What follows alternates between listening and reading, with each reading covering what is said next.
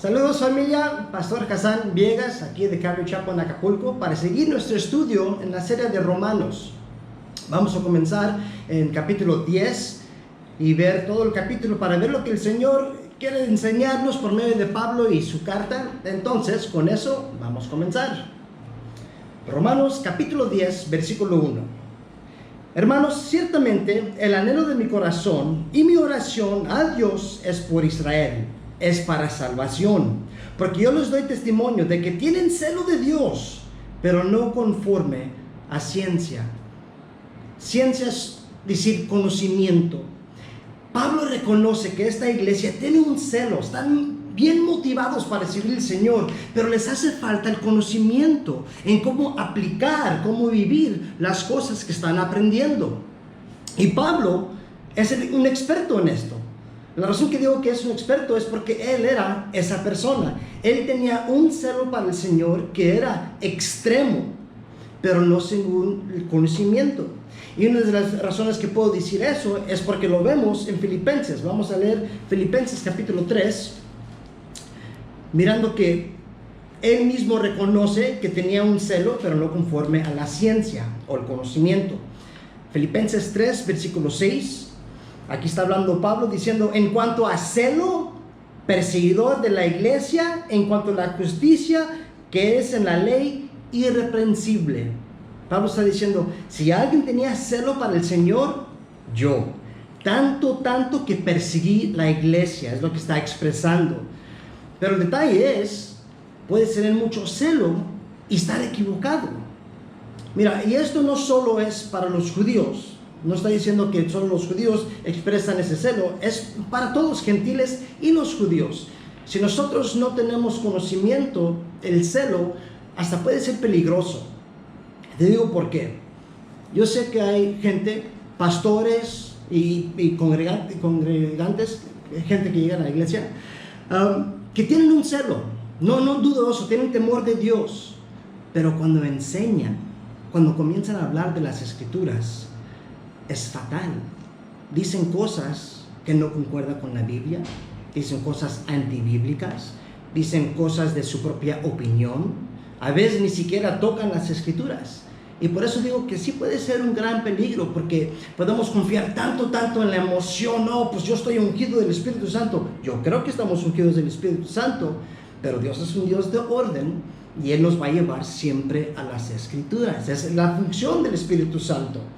Entonces, no vayas con ese fin, porque yo me consta, vi personas que dicen, yo no tengo que estudiar, yo tengo el Espíritu Santo. Espera, el Espíritu Santo te lleva a estudiar. El Espíritu Santo es el que revela lo que está escrito aquí en la Biblia. Entonces, si no es necesario estudiar, tengo el Espíritu Santo, es la verdad, celo sin conocimiento. Nosotros tenemos que reconocer que cada cristiano, cada creyente tiene la obra, tiene la responsabilidad de investigar las escrituras. No podemos ser flojos, no podemos usar la excusa que, pues con el Espíritu Santo, pues no tengo que ser. No. Tenemos que hacer la obra. Mira lo que dice en 1 Corintios capítulo 2. 1 Corintios capítulo 2, versículo 9. Antes bien, como está escrito, cosas que ojo no vio, ni oído oyó, ni han subido al corazón de hombre, son las que Dios ha preparado para los que le aman. Pero Dios nos las reveló a nosotros por el Espíritu, porque el Espíritu todo lo escudriña, aun lo profundo de Dios. ¿Sabes lo que está diciendo aquí?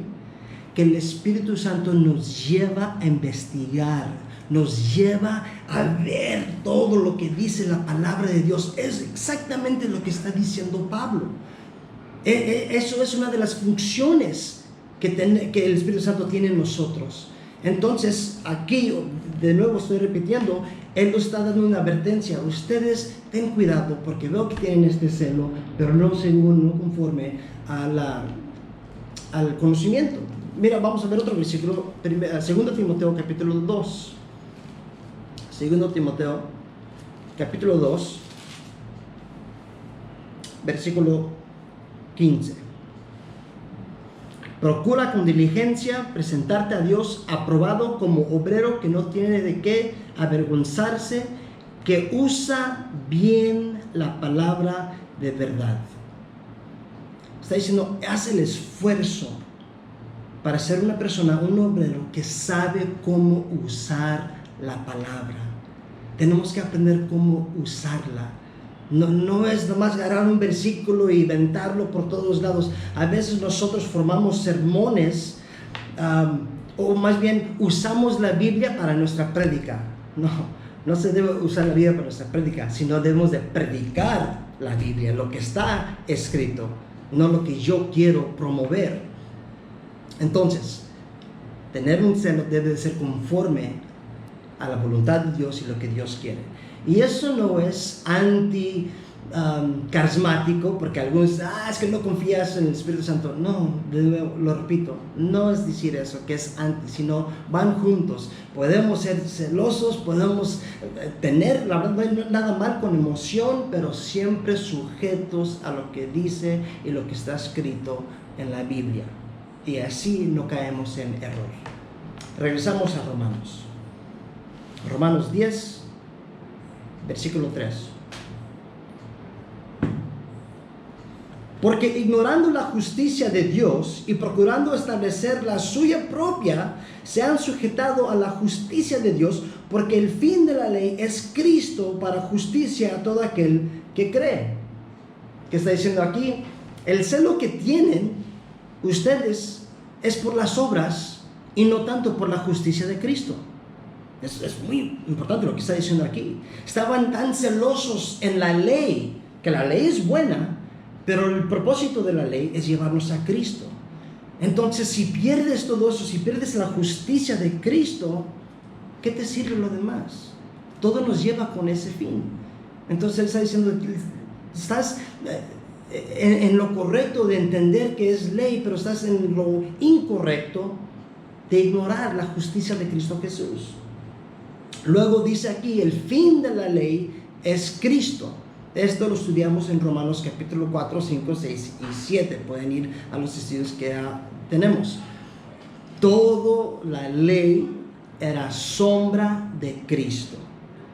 Todo nos lleva a Cristo. Y eso es el motivo de las Escrituras, llevarnos a Él. Pero perdieron eso. A veces nosotros nomás predicamos reglas, ley, tienes que portar bien, tienes que hacer eso, tienes que hacer eso. No, lo que tienes que hacer es someterte a Cristo. Cuando estamos entregados a Cristo, créemelo, vas a querer portarte bien, vas a querer cumplir con la ley, porque la ley es buena. La ley no te salva, pero es buena. Y esto, lo que hace la ley, ya lo estudiamos, no nos lleva a la vida, nos lleva a la muerte. Es el propósito de la ley. La ley dice, mira, estas son las reglas de Dios y ustedes no las pueden cumplir. Y porque no las puedes cumplir, mereces la muerte. Pero hay buenas noticias. Cristo llegó y tomó ese castigo por nosotros. Entonces es triste enfocarnos tanto en ley y perder el propósito que es la salvación. Mira el contraste. Vamos a ver un buen contraste del Antiguo Testamento con el Nuevo, y no se contradicen, se complementan uno al otro. Vamos a ver Éxodo, capítulo 32, versículo 28.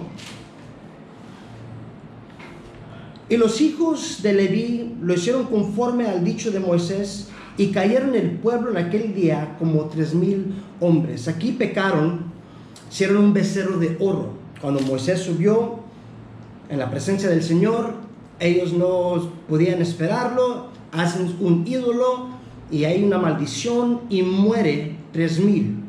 Porque la ley era así, no puedes tener otro Dios o ídolos. Entonces la ley los llevó a la muerte. Ahora el contraste. ¿Y cuántos murieron? 3,000. Vamos a Hechos capítulo 2. Hechos capítulo 2, mirando lo que hace la gracia. Versículo 41.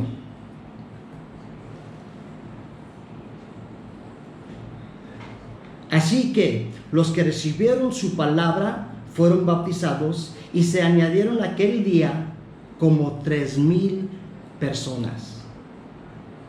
En el Antiguo Testamento, por la ley, 3,000 murieron. En el Nuevo Testamento, bajo la gracia, 3,000 tuvieron vida eterna. O sea, es lo que vemos. ¿Por qué tuvieron la vida eterna? ¿Porque cumplieron con la ley? Porque Cristo murió por sus pecados y ellos pusieron su fe en Cristo, se arrepintieron de sus pecados y obtuvieron salvación. Es la gran diferencia.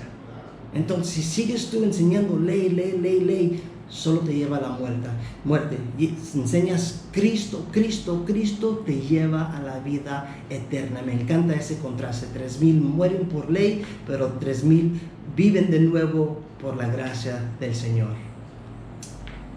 Regresamos a Romanos capítulo 10, versículo 5.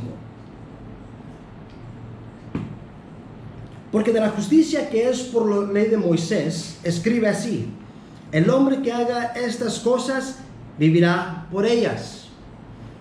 Entonces Pablo está diciendo, mira, como dijo Moisés, si quieres vivir con la ley, entonces tienes que cumplirlas todas. Si crees que eso te va a justificar, no puedes fallar en ninguna. La verdad, y lo que hacemos a veces, escogemos cuál ley nos gusta y cuál ley no nos gusta. No se puede hacer eso. Es todo o nada. Un ejemplo. Yo he recibido mucha crítica por mis tatuajes que yo tengo. Y ya saben, o si no lo saben, muchos citan Levítico capítulo 19. Y si es cierto, Levítico capítulo 19 habla de los tatuajes que no se deben de hacer.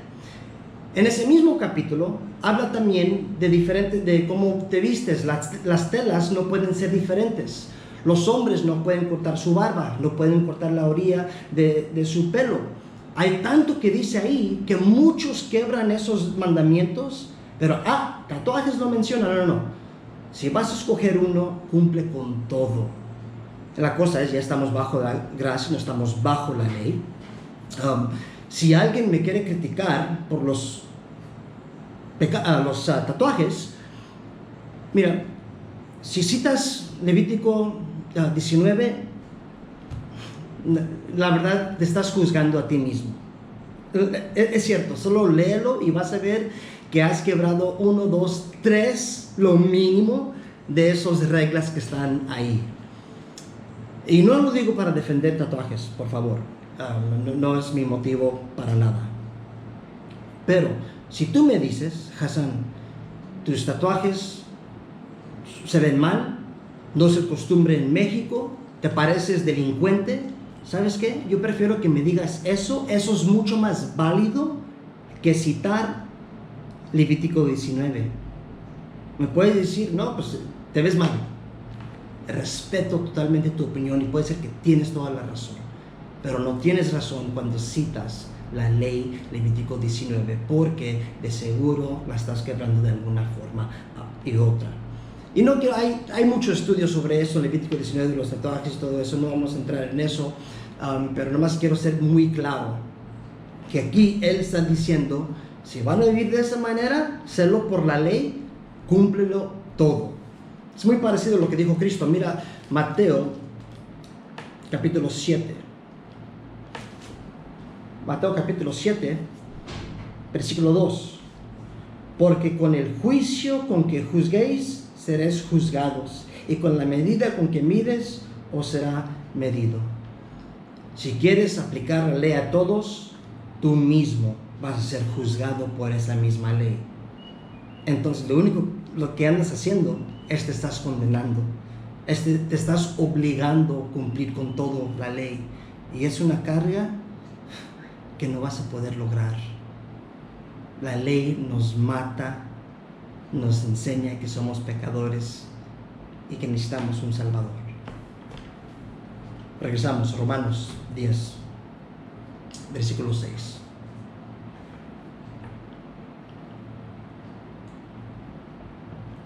Pero la justicia que es por la fe dice así: no digas en tu corazón, ¿quién subirá al cielo? Esto es para traer abajo a Cristo. ¿O quién descenderá al abismo? Esto es para hacer subir a Cristo de entre los muertos. Mas que dice, cerca de ti está la palabra en tu boca y en tu corazón. Esta es la palabra de fe que predicamos. Está diciendo esto. Uno no tiene que subir al cielo para obtener la salvación o bajarse hasta el infierno dándose latigazos. Soy malísimo, malísimo. Cristo ya lo hizo, es lo que está diciendo. Tú no tienes que hacer estas cosas cuando Cristo lo hizo. Cristo subió y Cristo bajó. O sea, por bajarse, o sea, ser humilde, recibir el castigo, ser crucificado, y luego por eso pudo subir. Entonces no es algo que tú puedes obtener con tus propios esfuerzos. Cristo ya lo hizo, es lo que está diciendo aquí. Y ahora es por la fe que se proclama, y está muy cerca de cada quien lo que está diciendo. O sea, Pablo está diciendo, y esto lo que te estoy diciendo no es imposible para obtener. Salvación no es imposible. La verdad, tristemente nosotros lo complicamos.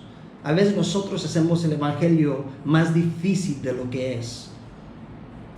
Ellos pensaron que la salvación no era, aquí en Romanos, y especialmente con los judíos, pensaron que la salvación no era tan accesible, que no era algo muy fácil. Y sabemos que tenían esta mentalidad porque lo que dicen en Mateo, mira Mateo, capítulo 19. Mateo 19, mirando la mente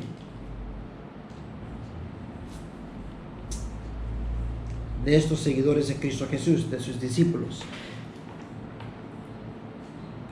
Entonces Jesús dijo a sus discípulos, de cierto os digo que difícilmente entrará un rico en el reino de los cielos. Otra vez os digo que es más fácil pasar un camello por el ojo de una aguja que entrar un rico en el reino de Dios. Sus discípulos, oyendo esto, se asombraron en gran manera, diciendo, ¿quién pues podrá ser salvo? Primeramente, Dios no está diciendo que un rico no puede ser salvo. Está diciendo que es más difícil porque su confianza es en sus riquezas. Pero el punto aquí es que ellos dicen, si un rico no puede ser salvo, ¿qué esperanza hay por nosotros pobres? Porque ellos pensaban esto. Si eres rico, es porque tienes la bendición de Dios. Si eres pobre, es porque tienes la maldición de Dios. Entonces, si eres rico y no puedes entrar, pues ¿qué onda con nosotros que somos pobres? Esa era la mentalidad. Era algo que tú podías ganar, un esfuerzo que tienes que hacer para recibir la salvación. Y aquí Pablo en Romanos está diciendo, no es así. Está mucho más cerca de lo que te imaginas. Regresamos, versículo 9.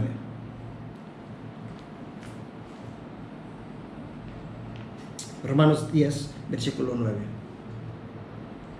Que si confesarás con tu boca que Jesús es Señor y creerás en tu corazón que Dios le levantó de los muertos, serás salvo. Porque con el corazón se cree para justicia, pero con la boca se confiesa para salvación. Pues la Escritura dice, todo aquel que en él creeré no será avergonzado. Lo imposible se hizo posible por medio de la fe. Muy claro. De nuevo, Pablo pone énfasis en la salvación por fe y no por obras. Y en ese mismo versículo que estamos leyendo en Mateo, dice, salvación, hablando de Cristo, es imposible, pero con Dios es posible. Está diciendo, o sea, si tú quieres obtenerlo, no lo vas a poder ganar con tus obras, pero con Dios es muy posible. Ahora, algunos usan este versículo para guiar a la gente en la oración de salvación. La pregunta es esta, ¿es bíblico eso? ¿Se debe de ser? ¿No se debe de ser? Yo digo sí y no. ¿Cómo? Sí es cierto que al momento que pones tu fe en Cristo y confiesas tus pecados, eres salvo. Totalmente, aquí lo que está diciendo es cierto. O sea, no se puede negar eso. Pero no es cierto pensar que repetir ciertas palabras te garantiza salvación. O sea, no es algo mágico que nomás dices algo y ahora lo tienes. No, tienes que creer. Entonces no estoy en contra de esa oración. Hasta yo voy a orar por ustedes. Y si quieren orar para recibir al Señor, vamos a orar. Pero no vayas a pensar que son esas palabras mágicas que te da salvación. No, es tu arrepentimiento y tu confianza en Cristo que te da salvación. Y por eso digo que sí y no. Entonces no vamos a caer en lo que algunos andaban haciendo por repetir muchas palabras. Piensan que estaban bien con Dios. Cuando la verdad hasta él mismo dijo, eso no es nada, puedes repetir muchas palabras, pero si no tienes fe, si no estás arrepentido, no te sirve para nada. Entonces, no hay nada en contra de guiar gente en la oración de salvación, pero sí es necesario poner el énfasis que se tiene que arrepentir, que tienen que entregar su vida al Señor. Entonces yo creo que si la haces de esa forma, entonces va a tener un súper buen resultado y podemos confiar que el Señor va a hacer su obra en esa persona. Versículo 12. Porque no hay diferencia entre judío y griego, pues el mismo que es Señor de todos es rico para con todos los que le invocan. Porque todo aquel que invocará el nombre del Señor será salvo. Me encanta. No importa quién eres, judío, griego, todos tenemos acceso mediante la fe. De nuevo, es el hombre que impide, es el hombre que dice, mira, tú tienes que cumplir con esto para tener salvación. Cualquiera lo puede obtener, lo puedes obtener en este momento, reconociendo que eres un pecador necesitado de un Salvador y poner tu fe en Él. No importa quién eres, en qué camino, lo peor de este mundo, lo más vil, Dios puede perdonar fácil. Y lo hace, ya pagó el precio, pero tenemos que aceptarlo. Versículo 14. ¿Cómo pues invocarán a aquel el cual no han creído? ¿Y cómo creerán en aquel de que no han oído? ¿Y cómo irán sin haber quien les predique? ¿Y cómo predicarán si no fueran enviados? Como está escrito, cuán hermosos son los pies de los que anuncian la paz, de los que anuncian buenas nuevas. Entonces, está diciendo, de esas buenas noticias, ¿qué sirve si nadie escucha? ¿Y cómo van a escuchar si nadie lo predica? ¿Y cómo van a predicar si nadie los envía?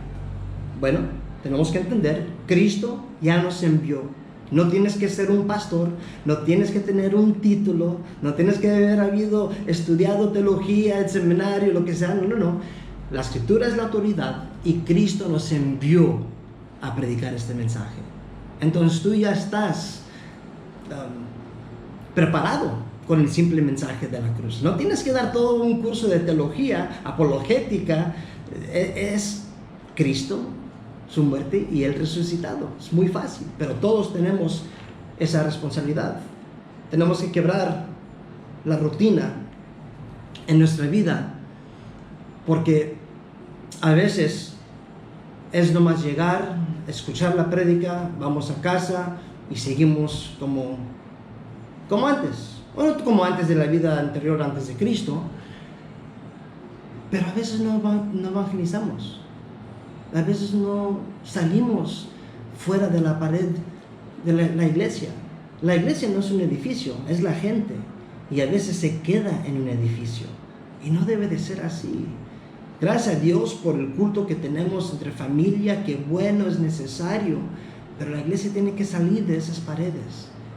Todos, cada uno de ustedes escuchando esto, tienes la responsabilidad de ir y predicar. Y eso significa que tienes que quebrar la rutina y buscar formas en cómo ir y evangelizar y hablar con la gente. Y yo sé que a veces tenemos el temor. Pablo tenía temor. En 1 Corintios lo habla. Dice, ¿se recuerdan cómo llegué con temor y temblor?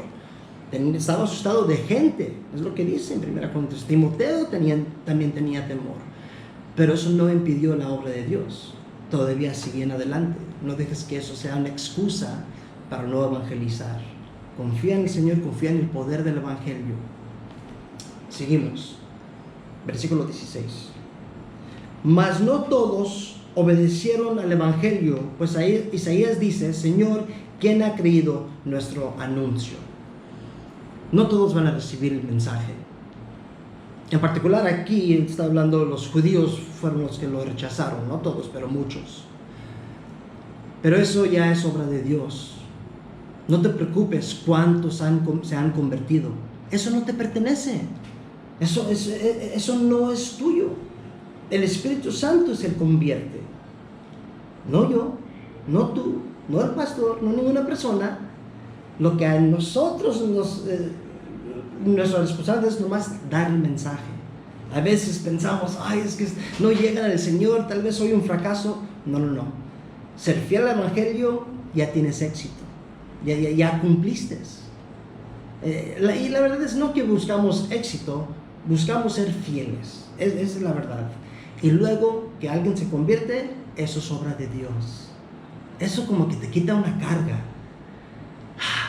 Entonces yo no tengo que convencerlos, yo no tengo que estar atrás de ellos todos los días hablándoles. No, tienes que nomás evangelizar y expresar esa fe por tu vida, tu conducta, tu testimonio. Y obviamente no estoy diciendo que lo entregas y ya los dejas, no, sería bueno ir y animarlos, exhortarlos, pero confiar que esto es obra del Señor. Y no todos lo van a recibir, pero eso ya no depende de ti. Eso ya es el corazón de esa persona. Versículo 17. Así que la fe es por el oír, y el oír por la palabra de Dios.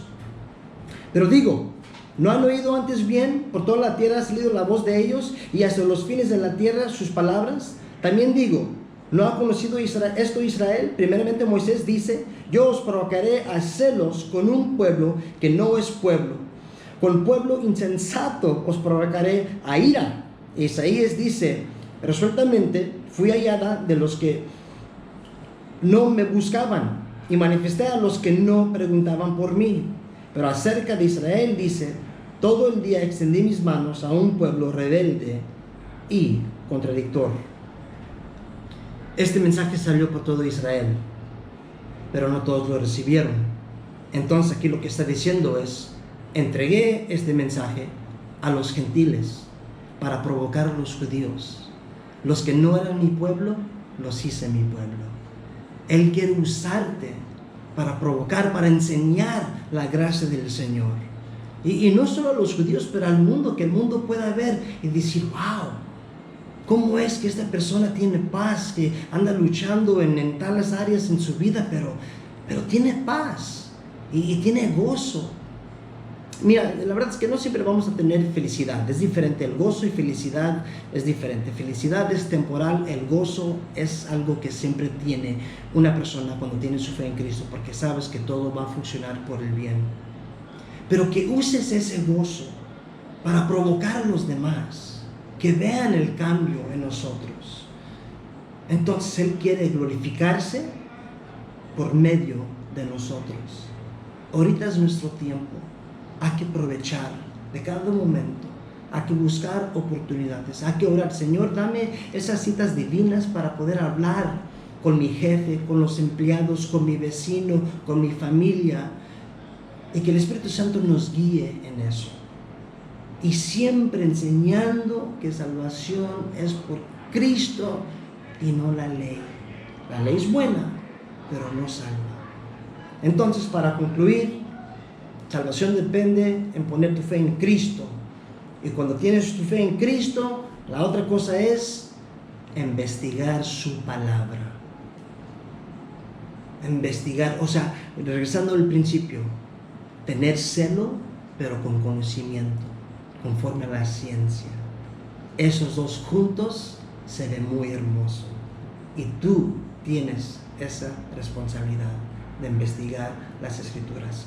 No piensas que eso ya nomás le toca al pastor. Sí, él te va a enseñar, yo también voy a hacer todo para enseñar la palabra del Señor, pero tú tienes que hacer el esfuerzo también de investigar qué es lo que dice la palabra para que nadie te engañe.